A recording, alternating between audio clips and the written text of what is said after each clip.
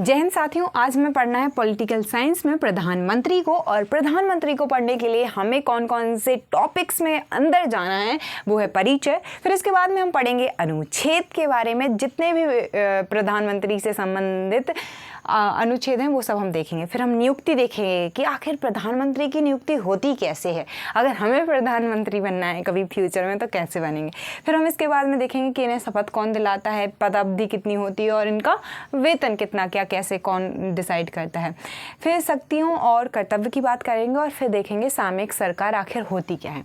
तो आइए बात करते हैं परिचय की। ठीक है, परिचय में हमें क्या देखना होता है, भाग ही देखना होता है कि भाग 5 में अनुच्छेद 74 से लेकर 78 तक में क्या है, प्रधानमंत्री के बारे में चर्चा की गई है। अभी एंगल बहुत नीचे था तो उसको सेट करते हुए मैं आधा पढ़ा चुकी थी, लेकिन क्या करूं, फिर से स्टार्ट करना पड़ा।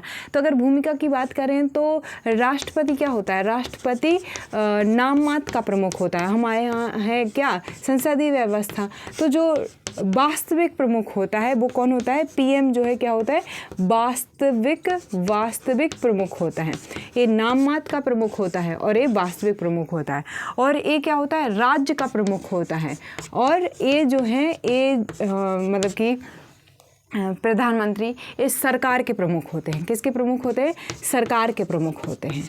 तो इससे आपको भूमिका का पता चल गया होगा कि कितने महत्वपूर्ण व्यक्ति हैं। यही वो व्यक्ति हैं जो मंत्रिपरिषद की अध्यक्षता, मंत्रिपरिषद के सारे निर्णय एक तरीके से इन्हीं के उस पर रहते हैं, मंत्रिपरिषद। ठीक है, तो ये सब कुछ है। तो ये तो परिचय हो गया। अब अनुच्छेद पढ़ लेते हैं कि कौन कौन से अनुच्छेद इसमें हैं। पूरा कपड़ा वो हो गया है, देखो साफ़ करो तो भी वाइट ही रह जाता है। हम बहुत जल्दी ही डिजिटल बोर्ड लेंगे जैसे ही हमारा वो हो जाता है। ठीक है, चलिए आगे बढ़ते हैं और आगे बढ़ के क्या देखते हैं, अनुच्छेदों के बारे में पढ़ते हैं। अनुच्छेद कितने की बात करनी है, अनुच्छेद इधर हम अनुच्छेद लिख देते हैं और इसमें जो हम उसके अंदर विषय पढ़ेंगे उसके बारे में लिख देते हैं। तो अनुच्छेद 74, अनुच्छेद 74 क्या कहता है कि राष्ट्रपति की मदद के लिए, यानी कि सहायता के लिए और सलाह के लिए एक मंत्री परिषद होगी। तो राष्ट्रपति के कार्यों में राष्ट्रपति को मदद करने के लिए राष्ट्रपति की सलाह और सहायता के लिए एक मंत्री परिषद होगी। ठीक है, मंत्री परिषद होगी। ठीक है, टिक मारो इसको कि ये होगी। ठीक है, अब 74 के बाद 75 क्या है, तो मंत्रियों से संबंधित उपबंध है कि मंत्रियों की नियुक्ति जो है वो कौन करेगा, राष्ट्रपति करेंगे। किसकी सलाह पे करेंगे या किसके परामर्श पे करेंगे, तो किसके परामर्श पे करेंगे, तो प्रधानमंत्री के परामर्श पे करेंगे। तो मंत्रियों के संबंध में जो उपबंध हैं वो इसमें बताए गए हैं। मंत्रियों से संबंधित उपबंधों की चर्चा इसमें की गई है। फिर आर्टिकल 76 में क्या है, आर्टिकल 76 जो कहता है वो कहता है कि यहाँ पे 2 बातें याद रखनी है। थोड़ा सा पानी पी लेती हूँ, गला सूख गया है बिल्कुल आज सुबह सुबह से।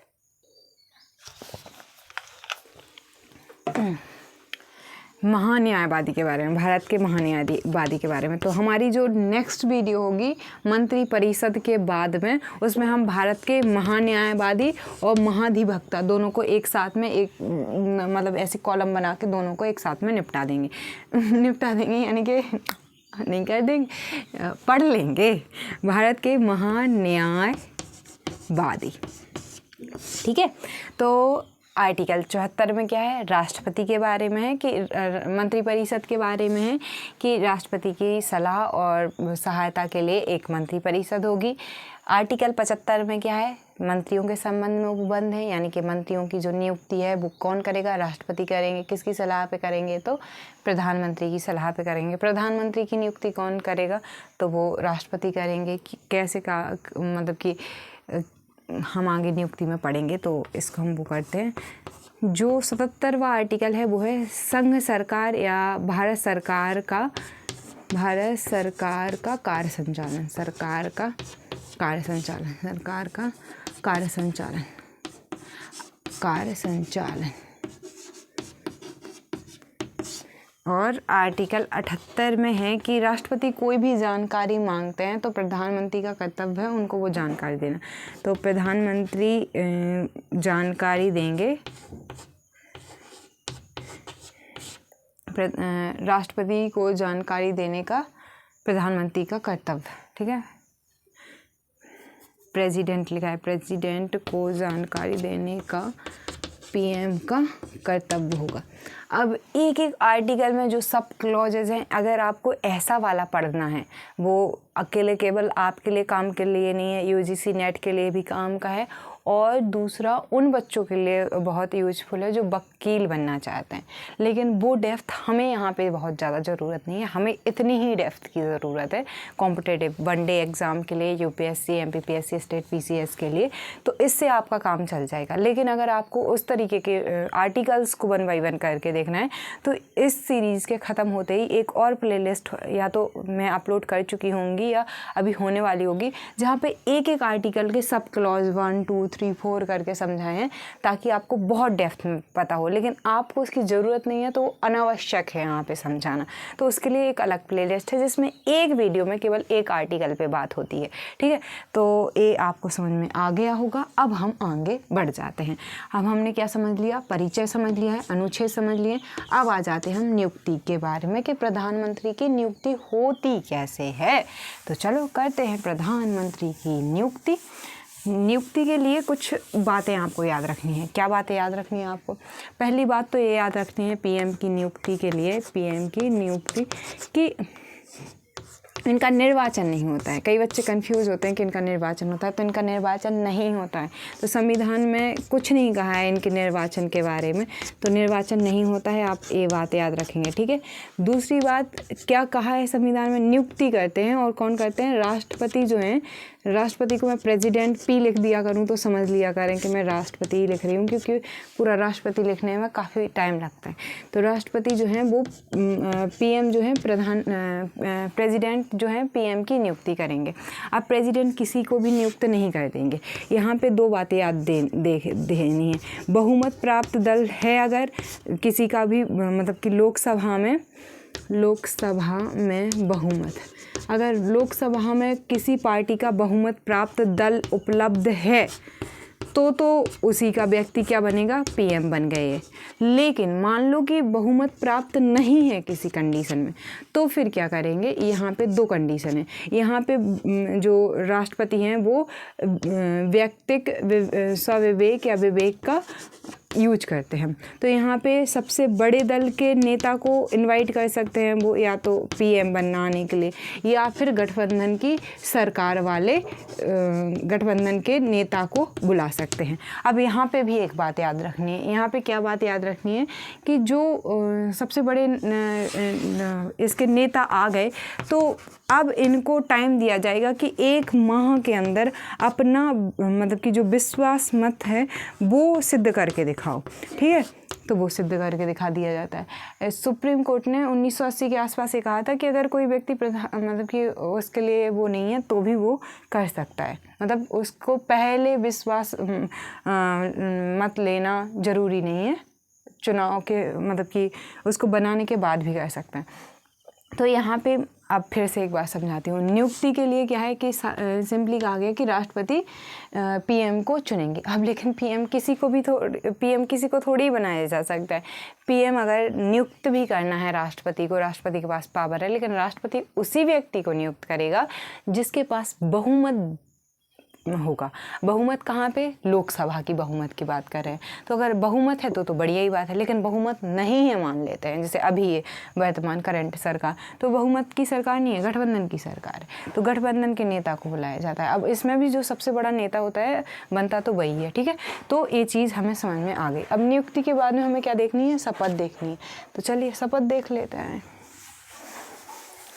यहीं पे तो बहुत छोटी छोटी चीज़ें हैं, क्योंकि इसमें शपथ वपथ का ज़्यादा वो है नहीं। बस शपथ के बारे में देख लीजिए कि शपथ कौन दिलाता है। तो शपथ राष्ट्रपति दिलाते हैं, और यहाँ पे वो कहते हैं कि हम संविधान की सच्ची मन से वो करेंगे, ये सब कुछ कहते हैं। गोपनीयता की शपथ दिलाई जाती है। तो इसमें कहा जाता है कि हम कभी भी मतलब कि जब तक के काम की बात नहीं होगी तब तक के ऐसी कोई भी बात ऐसे खुल्लम खुल्ला नहीं कहेंगे, क्योंकि पूरा कारवार उन पे है। तो शपथ कौन दिलाता है? राष्ट्रपति दिलाते हैं। पदावधि के बारे में संविधान में कुछ भी नहीं लिखा है।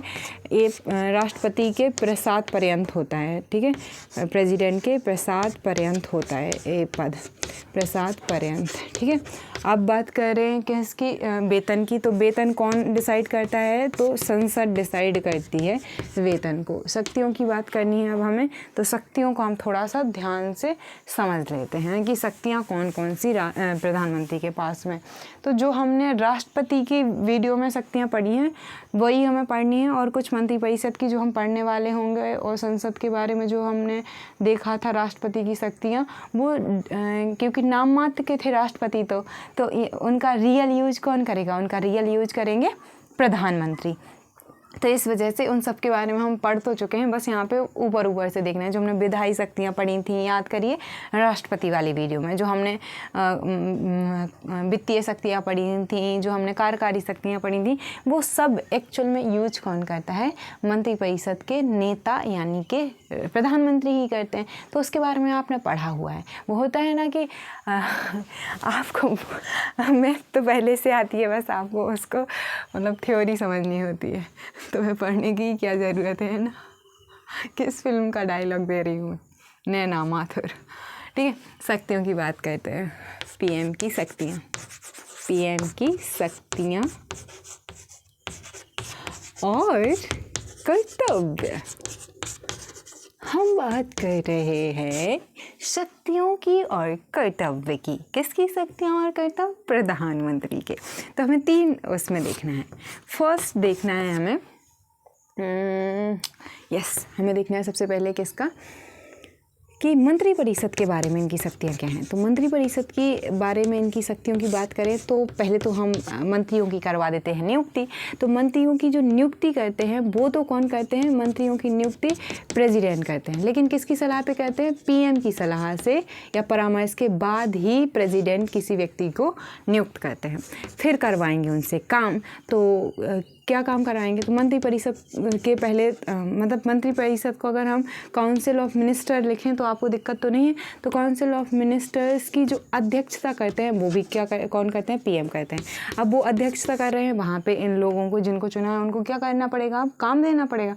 तो मंत्रालयों का आवंटन जो करते हैं वो मतलब कि राष्ट्रपति करते हैं, लेकिन उसके लिए भी जो मंत्रालयों के आवंटन या विभागों के आवंटन के लिए परामर्श देते हैं वो पीएम परामर्श देते हैं। ठीक है, अगर बात करें कि किसी मंत्री ने ठीक से काम नहीं किया इसमें, ठीक है, तो किसी मंत्री को बर्खास्त करना है, अगर उससे कहा त्यागपत्र दे दो, वो त्यागपत्र नहीं दे रहा है, तो ये राष्ट्रपति से कहे कि उसको क्या करवा देंगे, हटवा देंगे।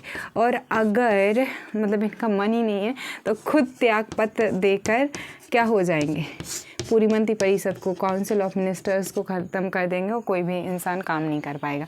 तो फिर अब हमने मंत्रिपरिषद के संबंध में कार्य देख लिए। अब किसके संबंध में कार्य देखने हैं, अब देखने हैं आपको संसद के संबंध में कार्य। तो संसद के संबंध में कार्य देखो, हम देख ही चुके हैं कि राष्ट्रपति क्या करते हैं, राष्ट्रपति संसद के सत्र को आहूत करते हैं, बैठकों को बुलाते हैं, सत्र को अवसान करते हैं। ठीक है, तो ये सब कुछ काम राष्ट्रपति करते हैं, लेकिन किसके परामर्श पर करते हैं, तो परामर्श वो लेते हैं पीएम का। पीएम के परामर्श पर संसद की बैठकों को बुलाना, सत्र को आहूत करना, सत्र अवसान करना और लोकसभा का विघटन करना। ठीक है, अब लोकसभा का अगर विघटन करना है तो वो भी मतलब कि मंत्रिपरिषद की सलाह और पीएम की सलाह पे ही करते हैं। तो और इसी के साथ में अगर संसद में देखें तो संसद के समक्ष सभा पटल पे इतनी सारी रिपोर्टें कैग की, यूपीएससी की और मतलब कि अलग अलग अनुसूचित जनजाति आयोगों की, इन सब की वो रखते हैं। ठीक है, अब हम बात करें तीसरा राष्ट्रपति के संबंध में। तो राष्ट्रपति के संबंध में क्या, तो एक तो राष्ट्रपति को नियुक्ति के संबंध में वो बताते हैं, दूसरा जानकारी देते हैं, तीसरा अगर कोई मंत्री कोई कार्य विनिश्चय कर दे तो अपेक्षा करते हैं राष्ट्रपति की पूरा मंत्रिपरिषद उस पर बात कर ले। तो ये राष्ट्रपति के संबंध।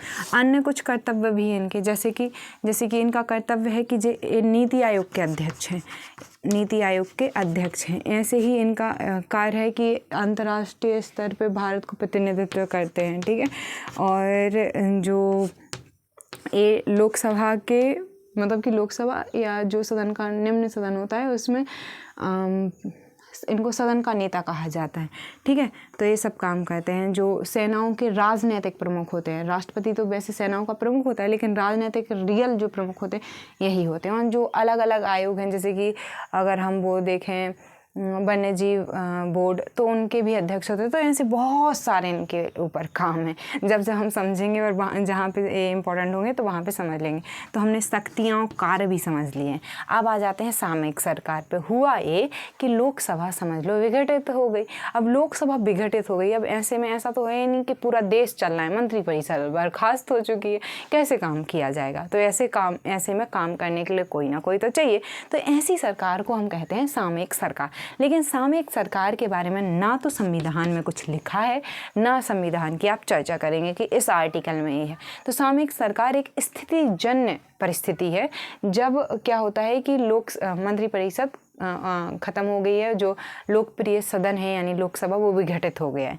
तब क्या कहते हैं कि डेली के जो काम चलाने हैं उसके लिए सामयिक सरकार का गठन किया जाता है। सामयिक सरकार कोई भी नया काम नहीं कर सकती, जो डेली रूटीन को फॉलो करने के लिए यूज में करना है, बस उनको ही काम कर सकती है। तो आई होप कि सामयिक सरकार मैंने समझा दिया है। तारकुंडे समिति बनी थी, उसने कहा था कि कोई भी नई चीज़ इंट्रोड्यूस नहीं कर सकती। और वैसे भी सही बात है कि तुम चुनी हुई सरकार थोड़ी हो, वो तो तुम्हें अभी हाल के लिए कर दिया है। तो ये चीज़ें हैं। अब प्रधानमंत्री, राष्ट्रपति, इन सब के नामों की एक सूची बताऊंगी, लेकिन जैसे कि मैं पहले भी बता चुकी हूँ कि वीडियो को बहुत लंबा नहीं खींचना है मुझे, क्योंकि मेरे पास नेट की अत्यंत कमी है जिस गांव में मैं रहती हूँ वर्तमान में। और बड़ी वीडियो को अपलोड करने में 6 GB 7 GB जाती हूँ। अगर 20 से आप फेल हो जाती है ना तो मुझे बहुत दुख होता है, क्योंकि 3-4 GB चली जाती हैं और वीडियो अपलोड नहीं होती। तो बहुत ज़्यादा डाटा चाहिए होता है। 50-50 रुपये से वो नेट पैक डाल के मेरा पूरा वो हो जाएगा। तो इस वजह से मैं छोटी छोटी सी वीडियोज़ बना रही हूँ, कॉन्सेप्ट पर पूरा फोकस कर रही हूँ, लेकिन थोड़ा सा वीडियो का लेंथ छोटा रख रही हूँ। तो मैं एक न्यू वीडियो बनाऊंगी, उसमें राष्ट्रपति के पूरे नाम, प्रधानमंत्री के पूरे नाम ऐसे बताते चलूँगी। तो ठीक है, मिलते हैं नेक्स्ट वीडियो में। तब तक के लिए जय हिंद। कैसा लगा वीडियो रिवाइज़ कर लेना आप खुद। हाँ, हर एक वीडियो में करती हूँ तो यहाँ पे भी करूँगी। कुछ क्वेश्चंस करते हैं प्रधानमंत्री से। आपको बताना है कि प्रधानमंत्री की नियुक्ति कौन करता है। पता ही आपको, राष्ट्रपति करते हैं। नेक्स्ट क्वेश्चन आपको बताना है कि राष्ट्रपति, इसमें ऐसा कुछ है ही नहीं कि जो पूछा जा सके, सब कुछ इतना ईजी है।